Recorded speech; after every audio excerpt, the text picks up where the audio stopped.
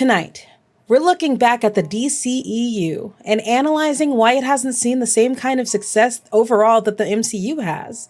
And now, with James Gunn becoming Warner Brothers' new Kevin Feige, how the future of the DCEU may just be saved yet. This is Did Y'all See That? Okay.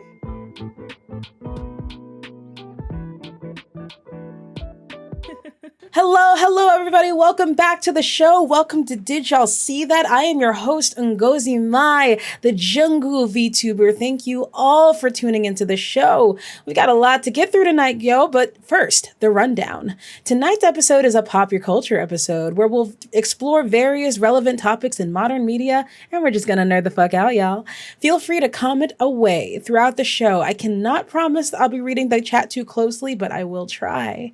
There will be spoilers in this episode, folks. So podcast listeners, I will verbally warn you when spoilers are about to happen and when they end. But to those watching live, if you see this image appear on your screen, please assume that we are talking about something that you could be spoiled for. I recommend muting the chat muting the stream by default and just popping a message in the chat to see what we're talking about. Otherwise, if you see it go away, then you're safe to unmute. With that, folks, all out of the way, let's get started with Pop Your Culture. Ow, you bubs, pop your culture like this. Tell me about it, goes you work that shit. Ow, you bubs, pop your culture like this. Tell me about it, goes you work that shit. Very nice. Let's get going with Pop Your Culture. And our first segment tonight is In Case You Missed It. In this segment, I will go over the spark notes of notable pop culture news from the past month, starting with, oh my gosh, what is it called? Project Playtime. I want to call it Poppy Playtime, not Project Playtime. Project Playtime. While we wait for more horrors from the Playtime Company factory in Chapter 3 of Poppy Playtime, MLB Games has announced a new free-to-play co-op horror game called Project Playtime, and it's about to release in December. This was a huge surprise that this came out. Everybody's been very, very patiently and maybe impatiently waiting for Poppy Playtime Chapter 3. It's a kind of a smash hit horror series that kind of surprised us all about a year ago. This is no side project. This is a full-on game that the developers have been working on. They've been putting their heart and soul into it for the past 6 months. So it's very exciting. This announcement came at Poppy Playtime's 1-year anniversary that happened since Chapter 1 came out. So not much else is known about the game, but it is on my radar. We have new developments on 28 Months Later, the long-awaited continuation of the British zombie series. Danny Boyle, who is the original director from the first film, 28 Days Later, has reported that his original writing partner, Alex Garland, has completed the script for this much-anticipated sequel. And the star of the first film, Cillian Murphy, who is also known for his I think he leads the role in Peaky Blinders. Haven't seen that show, heard great things, need to watch it. But he's down to reprise his original role as Jim, as the survivor Jim. So no word yet on whether or not this film has been greenlit, but I'm very excited to see some major developments happening in that front. Fallout is getting a live action series. Amazon Prime Video will be releasing a new series based on the wildly successful game franchise, and I am very cautiously optimistic.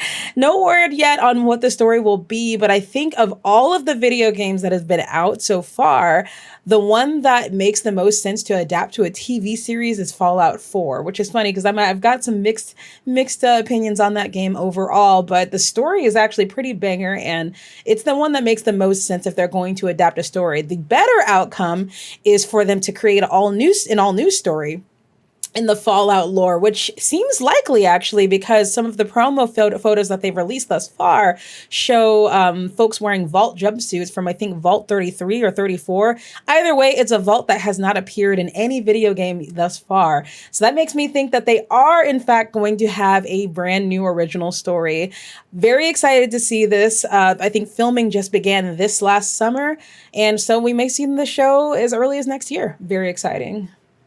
The producers of the newly released and bloody, disgusting box office hit Terrifier 2 have submitted the film to the Academy for Oscars considerations. This is obviously a joke. Like, no, seriously, they totally did submit it, but they did it as a joke. Apparently the joke, they did it as a big troll so that they could troll the Academy members into watching this absurdly horrific and disgustingly gory film. And of course, they're not gonna fucking nominate it for anything, but they have to watch it. And the filmmakers just think that's hilarious, and so do I. So that's why I wanted to share with you guys. Apparently, this movie is so extremely violent and gory that people were actually vomiting in the theaters, with one theater goer reportedly having to go to the hospital. I originally thought that this was total bullshit because I didn't watch the original Terrifier at the time, but I have now seen the first Terrifier, and your girl loves some gore. I have seen some pretty fucked up shit. That is some fucked up shit in that movie. So I am not surprised at all that people were vomiting, because I have a good handle on gore, but that was almost a little bit too much for me with some of the stuff that they were showing. So anywho, I thought the situation was hilarious and wanted to share it with you. And finally, Elon Musk officially owns Twitter, and he has made some pretty extreme moves since finalizing that sale. First of all, due to the newly lax moderation, the usage of racial slurs and anti-Semitic rhetoric has skyrocketed, shocker, on the platform. Another unfortunate side effect of less moderation is misinformation is on the rise, including Elon himself reposting an obviously fake conspiracy theory about Nancy Pelosi's husband and the attack that he had this last weekend being some prostitute, some gay prostitute that he hired and hit him, and they like it's a conspiracy theory, and Elon Musk fucking retweeted it, and I'm like, this is Twitter now. This is Twitter now, guys. Not only that, some of the biggest news that we've seen in the last week about this is Elon now wants users to pay for their verified status. It used to be that if you were a notable person, a public figure, could be a streamer and a celebrity, a news organization, anything like that, then you can get verified. And that was a very free thing. Now, Elon wants to make it so folks can just pay $8 a month for the check mark. Not only is this a cheap cash grab, like it's just them trying to make some money. And then honestly, it might not even make as much money as you think, because like there's not a lot of people that are actually going to fucking do this, but I digress. It is more despicable that he reportedly demanded his engineering teams to work all through the weekend over the last week to get this feature out and ready to ship like today. Unfortunately, according to those reports, these engineers were threatened with termination if they didn't do it, as well as maybe even getting terminated even if they did do it. You know, the idea is that Elon Musk is trying to fire something like 75% of the Twitter workforce right now. And now a lot of Twitter engineers are kind of fearing for their futures here. So Twitter is becoming kind of sad. Not only that, many famous and heavy users of the platform have now actually left the platform, including notably the gaming news guru Nibel, which I was really sad to see because I really, really loved getting gaming news from that person. This all sucks. I don't think it'll last more than a few months. I've seen some pretty interesting takes. One of the most interesting takes I saw is that Elon Musk is a billionaire, and he uses Twitter a lot. And that drove why he wanted to take Twitter, because he wanted to make all these changes. I think, but that user that gave me this take predicts that he's going to get bored of it. It's going to be a lot of work. He's going to make a lot of changes, thinking they're going to work. A lot of them won't work, and he's going to just hire a CEO to do it for him, and it'll go back to normal.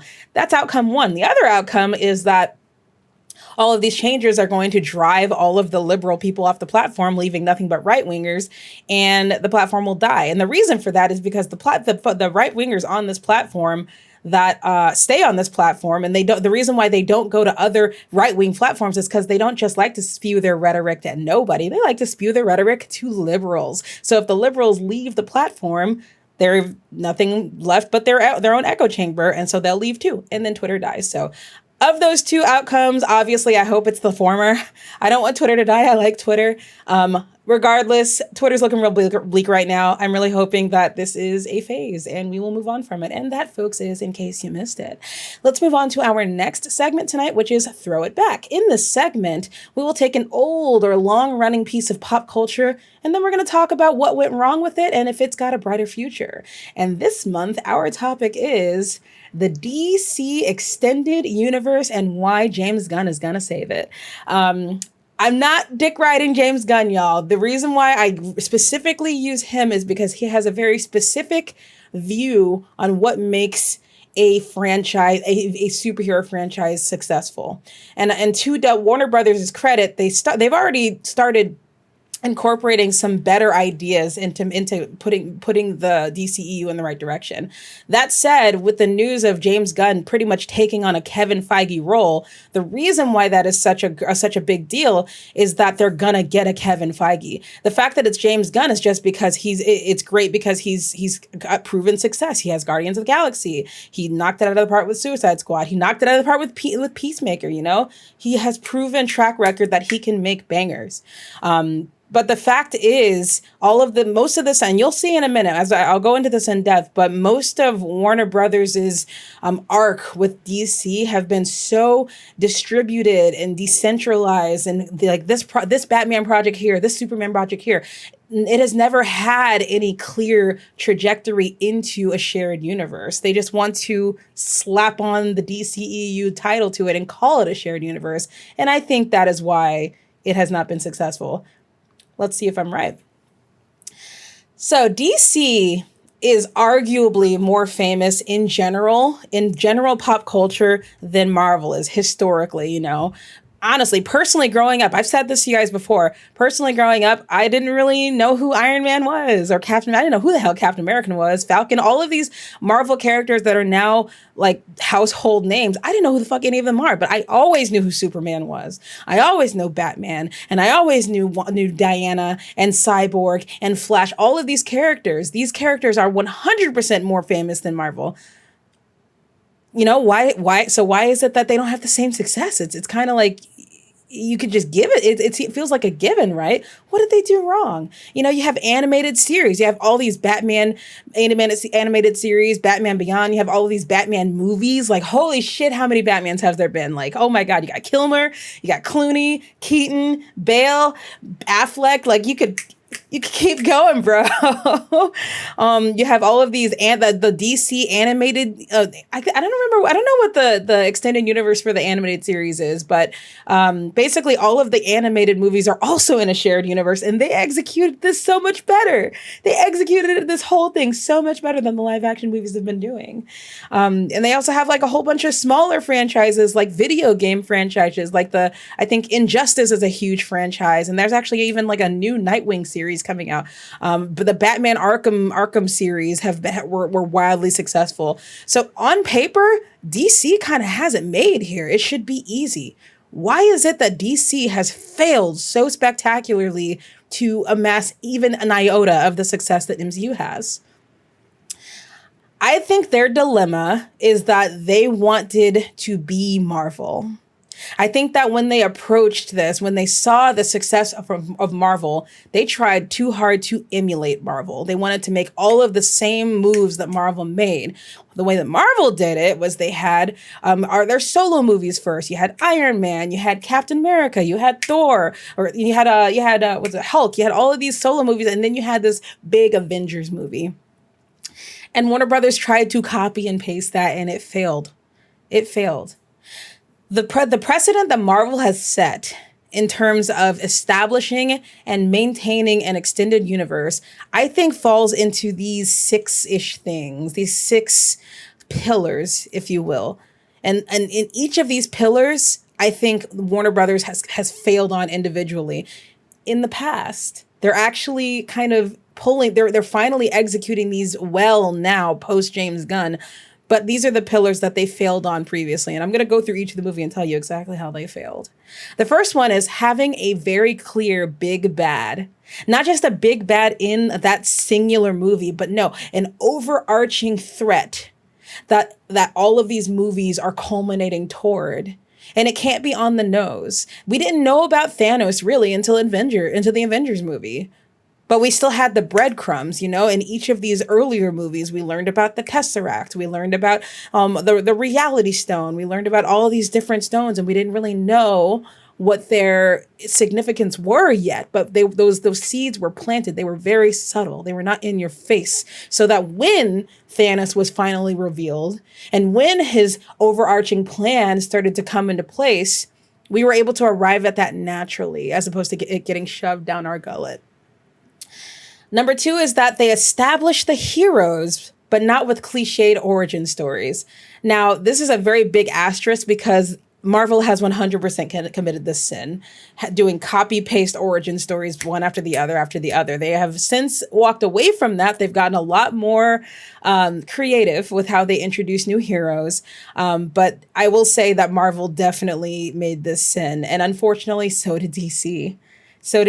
And what this does, when you have these cookie cutter origin stories, they'll sell tickets, but people don't really care about them. And not only that, they rarely have any real significance in the larger scheme of things. You know, when you're trying to create a shared universe, you know, you have to keep the larger scheme of things in mind.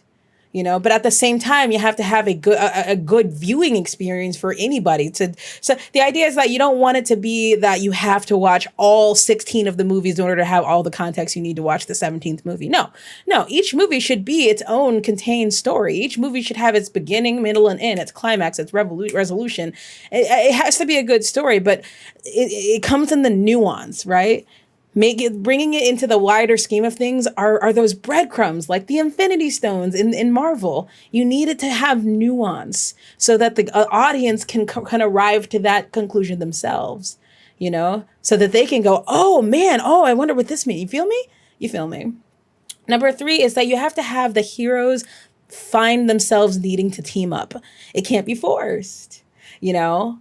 The Avengers was a little bit more natural. Okay, I can't even say it wasn't. The Avengers was a little tiny bit more natural because these actors that they brought together, with like Loki being the big bad and having Clint introduced and all of these characters introduced, we'd seen them before. You know, just about every character we saw in Avengers, we'd already been introduced to them, so we already kind of knew who they were. When we came together in Avengers, we kind of already knew who all the major players were. And all the movie had to do was establish some conflict for us to buy into. There was no establishing of characters because that had already happened.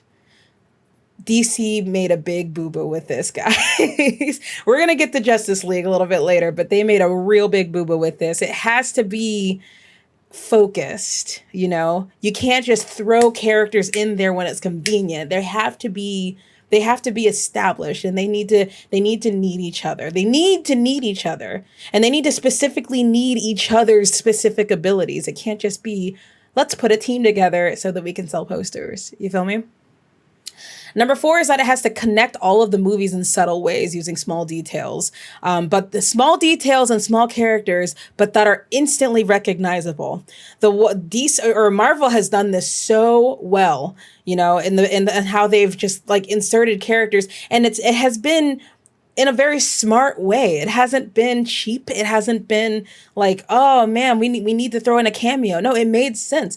One of the most brilliant examples of these, Spider-Man No Way Home has been out for more than a year. No need for a spoiler alert. When Matt Murdock showed up in Spider-Man No Way Home, that was such a subtle inclusion. The fact that they chose Charlie Cox, that actor, to reprise that role, and putting that in there, knowing that the only people that were going to know that were the people that watched that show on Marvel. Not everybody did. When I saw that in the theaters, I was one of the only people in the theaters that went, oh shit, like I like fucking lost my mind. But like a lot of people didn't know.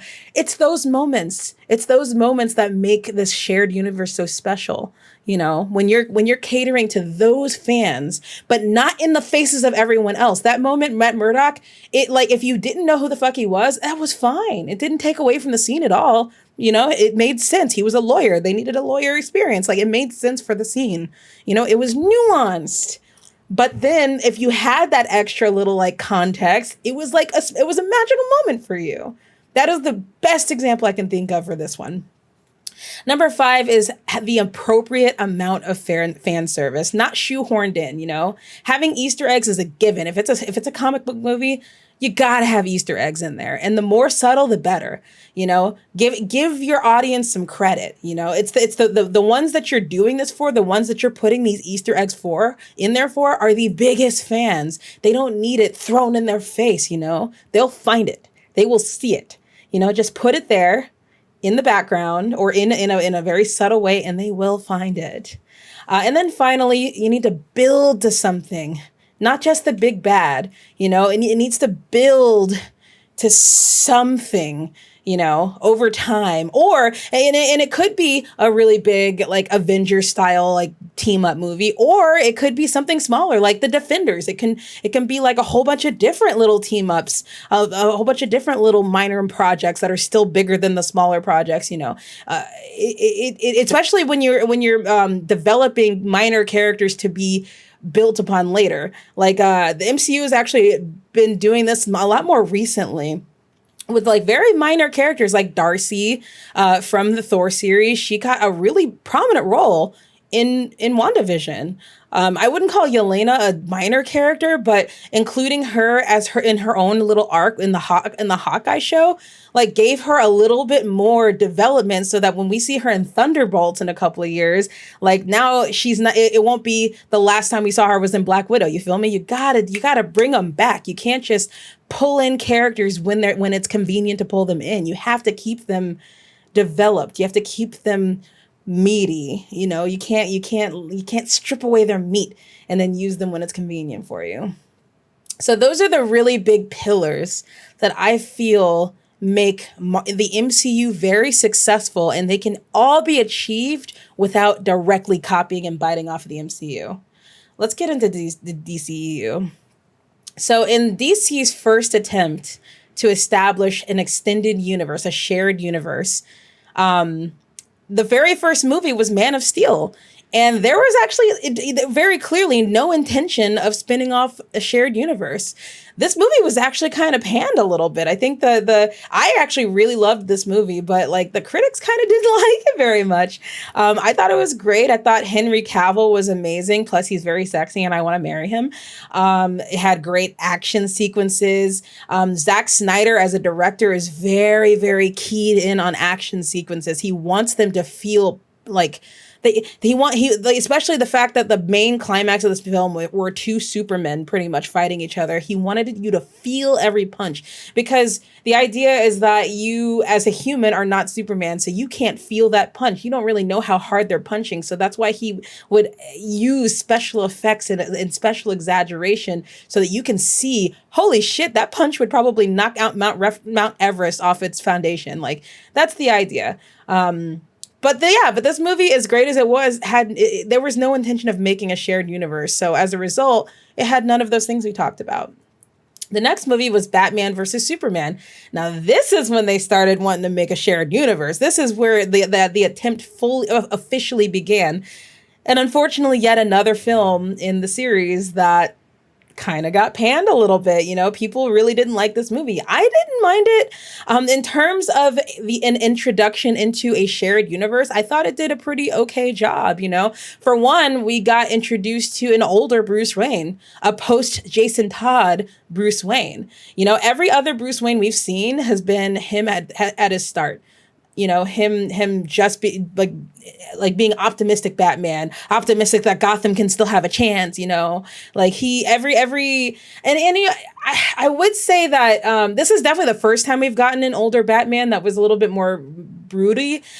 I know that the Batman with Robert Pattinson tried to key into that, but I did not buy older Batman from him. I actually saw, I got gritty and broody from him, but not older. You know, old man Batman is a very specific set of arcs in the comic books that have really yet to be explored on screen. And I think they're actually gonna now that Michael Keaton is starting to get reintroduced back into the fold. I think they're actually gonna start really committing to that, which is really rad. Sorry, that was a tangent. They also added Diana. They also added Wonder Woman, and they actually did a really good job adding her. I think I think they included her in the movie just the right amount of amount, right amount of amount for her. They also had Death of Superman, another very prominent set of arcs in the comics. Unfortunately, it was really short lived. Like, so we didn't really actually get to like see the impact of it. But I mean, like that, it was a risk. They took a lot of risks with this film, and I thought it was a really good direction for the universe to go in. Honestly, if they would have given Zack Snyder the helm instead of James Gunn, I think that Zack Snyder is devoted enough to the source material that he probably would have done a very good job. That said, Zack Snyder's style is not for everyone. So when you're trying to make a franchise this big, you kind of have to make it a little bit commercially vanilla, so that the wider audiences can get in on it. I love Zack Snyder and I love his style, so I would buy every fucking ticket to every movie, but I'm not going to make them billions of dollars by myself. So yeah. So I think that's the reason why they went with James Gunn and not Zack Snyder. The biggest failures of this movie were, I think, Jesse Eisenberg's Lex Luthor. I think that's actually a bit of an unpopular opinion, but I did not love his Lex Luthor. I thought his Lex Luthor was a little eccentric's not even the right word, because Lex Luthor is eccentric and he is kind of crazy, but I just thought something about Jesse Eisenberg in the role just did not sit right with me. And of course, the whole Save Martha thing was something that everybody kind of hated, even though it was like only a couple minutes in the movie. And then finally, the forced "let's make the Justice League" post-credit scene where they're just like, I want to make a team of metahumans. That was too forced. Man. That was a cheap move. That's the kind of shit you do. That's the kind of shoot your shot type of shit you do when you're not sure you're gonna get another movie. And I'm sure that's what they did. So uncool. Don't do that again, DC. Next movie was Suicide Squad. Another huge miss. You guys are seeing a trend here. Another film that was kind of super fucking panned by the critics. And the worst part of it was not even like the performances, because I thought the performances were kind of great. You had Margot Robbie, Viola Davis, even Jared Leto. We'll get into Jared Leto in a couple minutes. But unfortunately, this movie was fucking forgettable as hell. Does anybody remember the fucking the main villain? Does anybody fucking remember the plot? Does anybody remember the plot of this movie? Like, no, you don't. It was just forgettable as fuck. You remember Margot Robbie? You remember her Harley Quinn, because she was one of the best parts of the movie. Like, she fucking nailed Harley Quinn. Holy shit. And then Viola Davis's Amanda Waller was also incredible. Like, she was just so mean and unlikable, and she sticks around. We see her again a lot more times in the DCEU, man. She did something right. She reoccurs, and then Harley also reoccurs, and even Jared Leto fucking comes back. Jared Leto's Joker got so much unfair hate. Part of the reason why this movie was actually so poor and forgettable was the editing was really, really unfortunate. I don't know who was in charge of the editing, and I know, in fact, I won't even blame it on the editor, because I'm pretty sure that Warner Brothers corporate stuck their foot in this shit, and that's the reason why it went so bad. Because quite frankly, I was pretty sure they were gonna have a really good movie considering their ensemble cast, but damn, I really think Warner Brothers stepped in, and they shouldn't have. And I want to say that that's the reason why a lot of these movies just kept missing, because they would not let these filmmakers do their fucking job. I think the Zack Snyder films are usually pretty good, because Zack Snyder is always like, fuck you to the corporate. But all these other directors, some of these directors, this is their first movie, their first or second big break movie, so they don't want to ruin it. They don't want to burn bridges, so they listen, and then they get hit with bad movies. I don't think Jared Leto's Joker deserved half the hate he got. I get that in the edited format we saw him in, it was a bit of a weird take for Joker. I liked his Joker. I thought it was unique. I thought it wasn't trying to be like Heath Ledger. Mind you, this was the first Joker on screen since Heath Ledger, who is widely considered the best Joker ever. So I think he did a fucking good job, all things considered, but I digress. Wonder Woman was the first true win for the DCEU. It was the first really good movie. Unfortunately, it had like zero impact on the extended universe. You know, it's going back to Warner Brothers' lack of direction. They like to insert themselves into the filmmaking process, which stifles the creation process and makes for poor movies. And then they have no actual overarching direction for this shared universe that they're wanting to peddle so much. They want to establish this shared universe, and they want to get some of that success that the MCU has had, but they have no vision. The reason why the MCU is so fucking successful is because they have Kevin fucking Feige pulling the strings. They have an entire team of people. They have a whole fucking team of people whose their only job is to make sure the continuity of all of the movies are right. To make sure that little details that are consistent with the other projects. That's their whole job, you know? And Warner Brothers does not have anything like that. As a result, we get inconsistencies. We get inconsistent quality between films, you know? We get inconsistent tone between films, you know? We get haphazard projects like Justice League. Let's fucking talk about Justice League, guys. Oh man, this is when it went way downhill. By this point, we only Wonder Woman was the only good DCEU movie we had. And they decided to kind of jump the gun.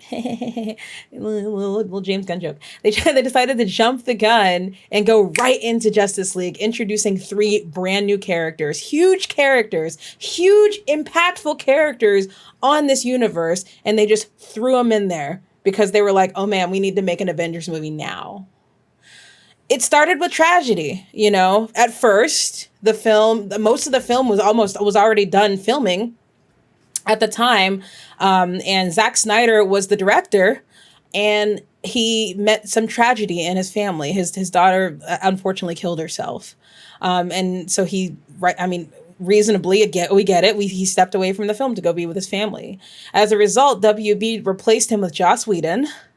And instead of being faithful to Zack Snyder's vision, which was better, he fucking rewrote the damn thing in his Joss Whedon-ass ways, cheapened the whole project, made for a horrible, hostile work environment for the actors in the cast and the crew, and made, honestly, a bad movie, man. They honestly made a goddamn bad movie. Aside from the fact that he was a nightmare on set for Ray Fisher, who's been very outspoken since the film's release, as well as Gal Gadot, receiving straight up harassment from Joss Whedon. Not to mention Ray Fisher's and honestly, I'm not gonna I don't want to speculate too much here, but it's said that reportedly, the reason for Cyborg's severely diminished role in the final film was due to the friction between him and Joss. That's speculation. I don't know if that happened for real, but it makes sense considering the stuff that we're hearing about it, you know? The writing is severely dumbed down in Joss Whedon fashion. For those that don't know, he's known for being super quippy and witty, you know. He likes to make all of his characters just be unserious all the time. And as a result, the script was dumb as hell. It made all of these characters so fucking dumb. Cyborg's role, we found in Zack Snyder's Justice League, he's the fucking main character of the fucking movie. And Joss Whedon stripped him down to be convenient, to become the convenient robot that hooks into the mother boxes at the end. That's it. That's all he did. Cut his dad out too. His dad, who is played by oh man, I forgot his name. I'm blanking on his name. He plays a lot Eli Pope from fucking Scandal. Morton. I forget his first name, but he's amazing as Cyborg's dad. Diana gets reduced to just the chick on the team that all the guys hit on. I shit you not. Fucking Barry and fucking Arthur and even fucking Bruce, all 3 of them motherfuckers all hit on her in that movie. That shit was not in Zack Snyder's Justice League. That shit wasn't in Zack Snyder's Justice League. But no, there were 3 separate, actually multiple occasions in Joss Whedon's Justice League where she just gets hit on randomly. And it's fucking gross. It feels gross. It feels fucking gross. Not only that, the fucking Themyscira, the Amazons from Themyscira are all wearing bikinis and shit. They're not looking like warriors no more, you know? Whose idea was that? Joss's, you know? It's so sad. And then one of the biggest sins of all is that Flash, Aquaman, and Cyborg, three huge DC characters, are just kind of there. They were just kind of there. You know, it was really just all about Batman, Superman, and Wonder Woman. And like the other three were just there to contribute when needed, you know, and it's so sad. It's so sad. Flash, like, it's so fucking sad. It's extremely fucking clumsy way to recreate the Avengers. I think Joss Whedon like directed the Avengers movie and he really just tried to do it again and it just failed, bro. Let's talk about the Snyder Cut. Okay, so I will be real. I will be fair. The Snyder Cut is overly long. 4 hours is way too fucking long for any movie. Way overproduced. Like half that movie's in slow motion, which, you know what? That's Zack Snyder. Zack Snyder likes some fucking, he likes some slow motion. Man, if you know Zack Snyder, you watch 300, he likes slow motion, man. He likes that shit. But as far as storytelling goes, it was, and character building, it is miles. It is eons better than Joss Whedon's Justice League, man. And it actually works to try to fit into some semblance of a shared universe. Now, I will say it kind of tried to do too much. You know, it's a recurring thing I'm noticing with Zack Snyder. He's not sure if he's going to get another chance, if they're going to give him another movie. So he tries to fit as much as he can in the movie with all these details. And as a result, I think that's kind of what made the movie too long. I'm pretty sure the actual movie itself ended 3 hours in, but the last hour was pretty much like prologue shit or epilogue shit, like just setting up the universe, which is great for those of us with the fan service. But as far as like movies go, like that's the type of shit you need to like spread out over multiple movies and not shove it all into one movie. Steppenwolf this time is fucking scary. Steppenwolf and the other Justice League, they just made him like a guy, like the fucking CGI. They just put a human face on Steppenwolf and just made him a 15-foot tall dude. You know, he was not scary. He was not a scary dude, man. Whereas this Steppenwolf has like fucking scales that are like moving all over his body. He looks totally inhuman. He does not look human at all. He's threatening as hell. He's killing everybody. He's ripping motherfuckers apart because it's rated R, so they're way more fucking violent. And not to mention like I don't know, his whole fucking climax at the end with the Justice League is like not just Superman knocking his fucking block off. Like they all work together. In fact, I don't even think it was Superman that landed the final blow. I think it was fucking Wonder Woman. I think she cut his fucking head off. You know, like it was just everybody was useful and Steppenwolf was fucking threatening. Cyborg's story drives the movie.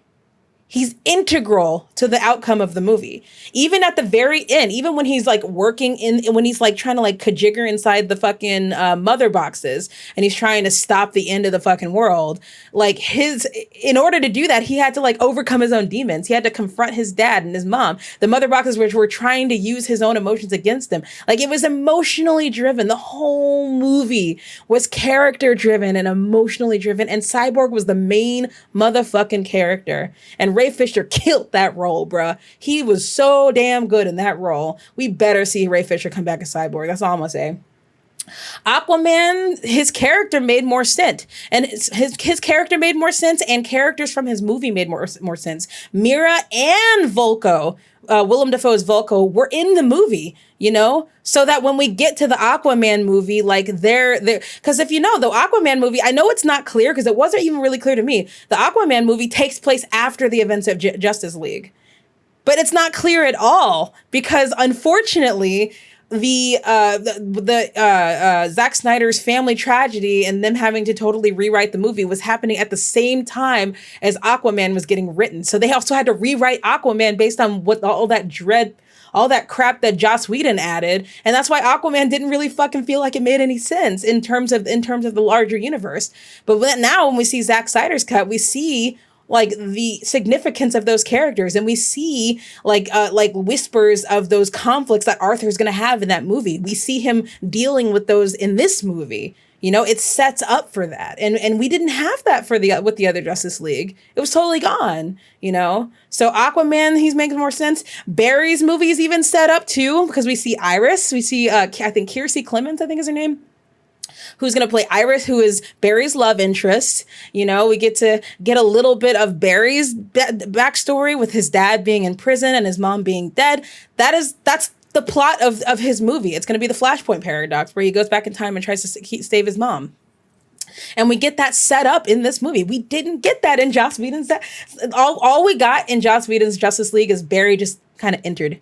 And Arthur just kind of entered. You feel me? Like, they just were kind of there. Whereas they actually make sense in this movie. Even Jared Leto's Joker is brought back, and he actually gets his due. He had like kind of a 5-minute monologue, all for Jared Leto to really feel Joker. You know, we didn't even see his face. His face was out of focus the whole time. It was literally just listening to his voice and seeing through the blurriness with his face. It was just really well done and funny, because I think that part of the movie actually got a little panned. And I think it's because, like, at that point, we're like 3.5 hours in the movie. They're just like ready for it to be done. I actually thought it was great. I think Jared Leto is a good Joker, and I think people are being unfair. We also got our little bit of fan service with John Jones, the Green Martian, the Martian, getting a little cameo in there, which was really, really cool. Fan service, always a must. What I tell you guys, fan service is important, but it needs to be subtle. All in all, 100% improvement in terms of restoring the cinematic universe, pretty much fixing all of the shit that Joss Whedon broke. And I think that's the reason why Zack Snyder made it so long. I think that's the reason why he put all of the shit in there, because he had a lot to fix. We'll see where a lot of it goes. I kind of think that WB is going to go in the direction of Zack Snyder's Justice League is canon, Joss Whedon's isn't. That's my guess, because I think that James Gunn is also a fan of the Snyder Cut. So Aquaman, again, like I mentioned, it suffered a lot due to the Justice League's rewrites, and it made it so that the movie kind of had to be its own thing. And as a result, it had kind of no real implication on the extended universe. I thought it was a great film, but it was inconsequential. It was inconsequential, unfortunately. It really had potential to key in to the universe, especially if they go with the Flashpoint paradox, where like Arthur and Diana were supposed to be together, and then they feel betrayed because of some misunderstanding, and then they start like World War End, and where they end the world with their war between the Atlantans and the Amazons. That's Flashpoint paradox in the animated movies, guys. If you haven't seen it, go fucking watch it. It's so good. But I mean, that's what if you feel me, man. That's what I'm saying. Like there was a lot of potential here. I think after Aquaman came out, we reached a bit of a turning point. At this point, we had wrapped up all that what they were trying to and failing to set up with the Justice League. And at this point, I think Warner Brothers decided that didn't work. We need to do something else. So they started kind of bringing in some new blood in terms of directors and filmmakers, as well as shifting focus to more lesser known DC heroes, something that Marvel has done very, very well. So then we have Shazam. This was a breath of fresh air. Totally different in tone than any previous DCEU project. It felt like DC was trying to be like dark Marvel. They were trying to be dark and gritty and super brooding, and whereas this just wanted to be a fucking fun superhero movie. It was funny. It was lighthearted. It didn't take itself too seriously, you know? But it was still very aware of future plans for the extended universe. It established rules, which is important. Like I mentioned, it established the stakes for the universe, introducing important figures like the Council of Wizards, which we are going to see again. We're going to see them again in Black Adam. We'll get to Black Adam. As well as supernatural threats like the 7 deadly sins, and we see more supernatural threats in the future movies to come as well. And this movie was actually successful, you know, and I think that's what really convinced the Warner Brothers that this new direction was the right thing that they needed for the universe. Birds of Prey was a straight up soft reboot for Harley, I'm pretty sure. And it probably isn't even canon, in my opinion, because it's told by the unreliable narrator herself, Harley Quinn, who is insane. So quite frankly, I'm sure that these characters will come back in some capacity. I think even Black Canary actually has a solo project in the works. And I know that Harley Quinn is coming back in multiple works, not just in Suicide Squad, which we'll talk about shortly, but she's actually due to come back in Peacemaker season 2. But yeah, I'm sure we will see all of these characters again played by these actors, Mary Beth Winstead and Journey Smollett, but I think this movie is not canon to the DCEU. Wonder Woman 1984 was a huge oof, but I think it was the last oof that we're going to see in the DCEU. And this was kind of a mulligan if you think about it, because it was directed by the same director as the first movie. So it's really kind of it is beyond me why this movie ended up being so damn bad. It was cartoony as fuck. All of the cast of characters were all cartoony, including Wonder Woman herself, Diana. She was like kind of useless, man. Not just because she kind of lost her powers a little bit, but I mean, I don't know, man. They just like totally wrote her character down. I'm like, damn, that is a shame. Gal Gadot is a very very good actor, and they just really kind of screwed her over here. And the movie just felt like just a huge unfunny joke of a movie, and it's such a shame because the predecessor was so damn good.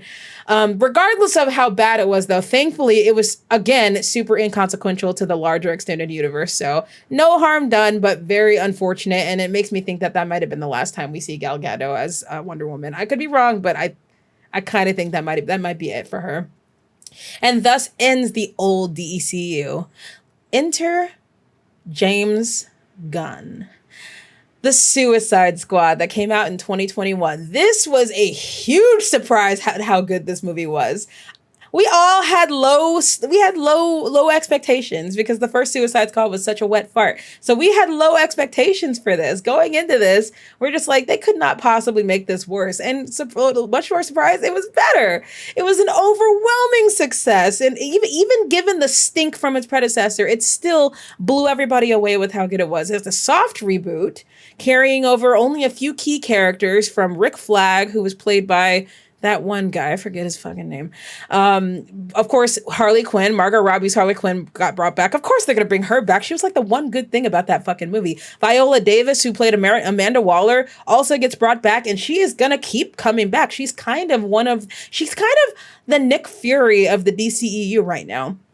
If you notice, they would always stick Nick Fury in each of these Marvel movies to kind of tie them together and make it so that, S.H.I.E.L.D. has their eye on you.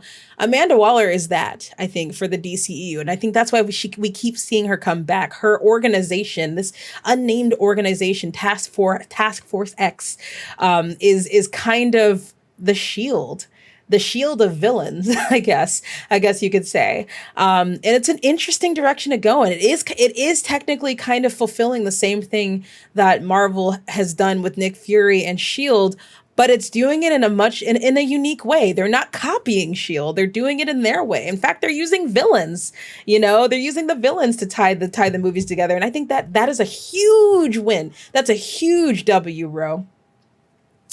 This movie also introduces Peacemaker, who is an unexpected fan favorite. Funny enough, in the movie, he supposedly dies, but because he was such a fan favorite, they decided to just give him his own fucking spinoff, which was amazing. That spinoff was awesome. This character, this movie, I think the reason why it was so successful is that, number one, it did not take itself seriously at all. It was just a fun fucking time the whole time. I feel like the original Suicide Squad tried to be funny, but it wasn't fun. This one was funny and fun, and it was an enjoyable fucking viewing experience, and it had likable characters. All of these characters were likable. They were underdogs, and they were lesser known minor DC villains. Like the Calendar Man was in this fucking movie. Ratcatcher was a very endearing, emotional character, but her power, who the fuck knows about Ratcatcher in the fucking DC movies? And you had Polka Dot Man, who had a really stupid power, but he ended up being kind of one of the best characters in the movie, and it was really sad when he died. The movie was over the top, an outrageous plot, fantastic performances from the ensemble cast, even down to the smallest roles in the mission control room, with folks like Amelia Harcourt. Who knew that the people in that mission control room that reported to Amanda Waller would end up coming back and being recurring characters, tying these movies and these shows together? Who the fuck knew that? Like it's just such a great start to James Gunn's DCEU. It's when he really started to put his stank in it. And I think this movie alone is the reason why Warner Brothers, this actually not alone, this movie and Peacemaker are the reason why Warner Brother really shot their shot with James Gunn, because that man knows how to tell stories, and he knows how to appeal to those people to those audience members that are looking for those small nuances, and he'll put them there for them. He knows the formula, he knows the assignment. Peacemaker was the first DCEU canon live action series, and it was also an overwhelming success. And who the fuck knew? Like this is coming off of after Marvel has spent the last two-ish years with their own TV series that they've been putting out, and honestly, Marvel's taking kind of a not great approach, in my opinion, and just like pumping out content and pumping out series, and as a result, it's just a little bit too much. It's content overload coming from them. Whereas this DC just gave us this one very good series, very high production value, very great writing, a great kind of ridiculous story, which goes right in line with James Gunn. Like it was a huge surprise how good this was, in my opinion. Maybe unpopular. I think that Peacemaker is a better superhero show than any Marvel MCU TV show that's come out thus far. Any. And I mean WandaVision too. I think Peacemaker is better than WandaVision. Don't cancel me.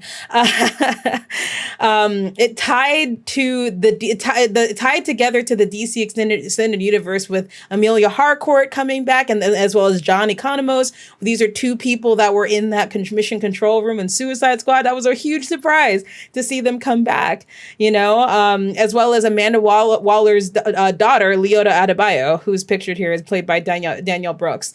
There were adorable cameos made by Ezra Miller and Jason Momoa, which was hilarious. It was just like a small, short little thing, and it was so funny and fun, and I don't know. It was just a really good time. It really set a very, very high quality bar for any future DCEU TV show, as well as honestly Marvel too. I think Marvel is now set.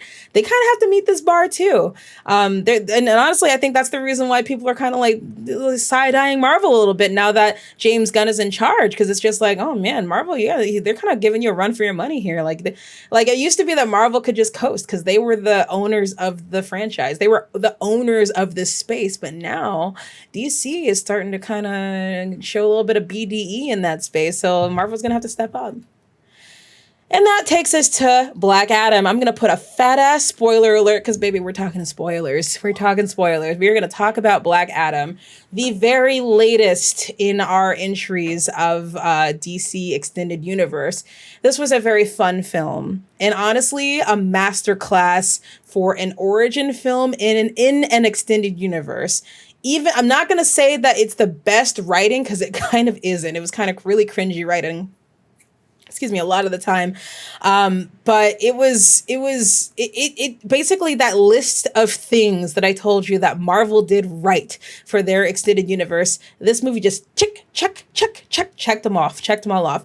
It was a very straightforward yet unique origin story. It was I'm not gonna lie. It was painfully obvious that the dad in the flashbacks to Kahndaq 2,000 years ago, or 5,000 years ago, was very clearly the Rock. They were trying to obscure his face to make it seem oh man, maybe it's not the Rock. But I'm like, we saw the trailer, man. We know it's the Rock, man. We know you guys just superimpose his face on a tiny man's body. That's very clearly the Rock. Come on. That said, not to mention the trailer actually spoiled a lot. They were basically insinuating that the real person that got the powers of Shazam from the Council of Wizards was his son, which is true.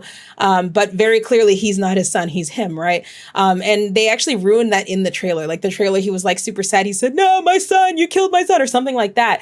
And that alone was a huge fucking spoiler, because we already knew that is when they revealed it later that his son died for him. That was we knew that was going to happen. That said, how he got the powers was a little bit unexpected. I won't go into that, but that was a little bit, I will give them credit. They did change it a little bit. They did subvert expectations a little bit, but they really ruined that in the trailer, and they shouldn't have included that. I really like this trend of morally gray heroes. You know, Kahndaq sees this Teth Adam as a hero because he's eradicating their oppressors. They're being occupied by this militant group. I already forgot what the fuck they're called. They're all dead now. Who cares? They were being occupied by this militant group, and Teth Adam just like fucking murders all of them. And of course, Amanda Waller and the Justice Society are thinking, oh man, that guy's a murderer. We should stop him. But Kahndaq sees him as a savior. He's just like, oh man, America is not giving a fuck about us. But Teth Adam just like got rid of all of our problems. He's a hero in our eyes, you know? Whereas like Amanda Waller is sending the Justice Society over to like take care of him. And the Justice Society, who are supposed to be the heroes, are like trash in the city trying to fucking capture him. You know, they're seen as the villains. So I thought that was a really, really cool dynamic that like, who's the good guy here? There is no good guys and bad guys. There's just people. And they just happen to be people with superpowers, you know? This movie made those small yet impactful connections to the DCEU with major fan service, but it was not forced. For one, we see the Council of Wizards return, specifically Jimon Hansu, who was in Shazam, who was the one that gave Billy his powers in Shazam. So we saw him again. He reprised his role, and we see the rest of the wizards, and they're the ones that gave Teth Adam his powers. So it was really great to see him back, and we're gonna probably see that group again, and this same supernatural thing they're building to. It's very small stepping stones. They really learned from Marvel with that. Like the fact that we're seeing them again is no small thing. That is not a small thing, right? And we're gonna find out later. As well as Viola Davis's Amanda Waller. This is like the fifth or sixth project we've seen her in now. Like she's here to stay, dude. That's pretty rad. And then seeing Amelia Harcourt in post Peacemaker in this movie, that was nuts. I didn't even recognize her right away. I just kind of saw when she was like walking on the screen, and they were like giving her a lot of screen time, a lot of close-ups into her. So I knew the filmmaker wanted me to recognize her. And then it wasn't even until after the scene I was just like, holy shit, that was Amelia. That was Amelia Harcourt from fucking Peacemaker. What the fuck? That was awesome. You feel me? Like the movie, that's how it's done so masterfully. That's why I call it a masterclass, because it lets the audience arrive to that realization on their own. It doesn't shove it in their gullet, man. It lets them arrive on their own. And of course, the biggest surprise that everybody was excited to see, Henry Cavill returning as Superman, which was spoiled for me because I didn't see the movie right away. And I saw like somebody, it was actually Henry Cavill. He posted on Twitter saying, all right, I know you guys have seen the Black Adam movie, so I just want to announce that I'm back as Superman. And I was like, well, shit, now I know Superman's in the movie. God damn it. I was still extremely stoked to see him, though. I was like, damn, because like that's the idea. Like Teth Adam is supposed to be like this overpowered ass motherfucker, and like the only person in the world that can probably like stack up to him is Superman. That's a showdown I can't wait to fucking see. So having that in the post-credit scene was a great way to generate hype for the future of this character. Masterclass, guys. Masterclass in establishing a shared universe. Yeah. So DCEU is going in the right direction. And I attribute it heavily to James Gunn just because I really trust his hands. It's not really much of what he's done so far for the DCEU, because he's done a lot in that he's kind of proven to WB that what they've been doing is not the right way to do it. And they need to, number one, have somebody with a vision at the helm to drive this universe forward. That's number one. And number two, they need to trust their creators to do these projects and back the fuck off. Like trust the filmmakers, you feel me? And James Gunn is a creative, you know, he's a creative mind. We've seen him. He has proven that he can fucking do this, that he can make compelling stories and overarching stories and have a vision to the future and have everything matter and not shoehorn things in, have everything have a purpose. You know, James Gunn is very, very good at that. And I think he's going to make an amazing Kevin Feige, and the actual Kevin Feige and MCU are going to get a run for their money in the future. And that, folks, is throw it back. And that is our show tonight. Thank you guys so much for watching. This show will be up on Spotify and Apple Podcasts on Monday morning, as well as YouTube. The edited VOD will be on YouTube, the same thing, Monday morning. Thank you guys for watching. I'll be live again shortly tonight on TikTok and YouTube. We're playing Resident Evil Village, the Shadows of Rose DLC. Very exciting. I hope to see you soon. And with that, I hope you have a lovely evening, y'all. All right, y'all. Bye.